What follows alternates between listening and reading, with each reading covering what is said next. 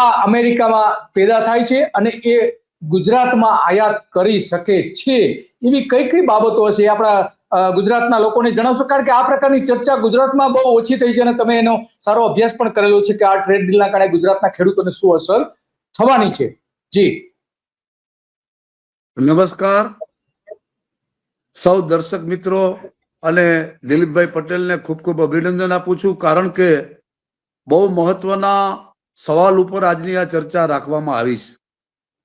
આજે આપણે ગુજરાતનો ખેડૂત જે રીતે ખેતી કરી અને જે પોતાના પાકો મુખ્યત્વે પકાવે છે, એમાં કપાસ છે, મગફળી, સોયાબીન, મકાઈ, ડાંગર, આવા પાકો જે છે એ મુખ્યત્વે ગુજરાતમાં પાકે છે. ભારત સરકારે જે રીતે અમેરિકા સાથે ડીલ કરી ત્યારે આ બંને ખેડૂતોની ચર્ચા પણ આપણે એની તુલના પણ કરવી પડે. જો તુલના કરીએ નહીં તો આપણને બરોબર એની સમજણ ના આવે.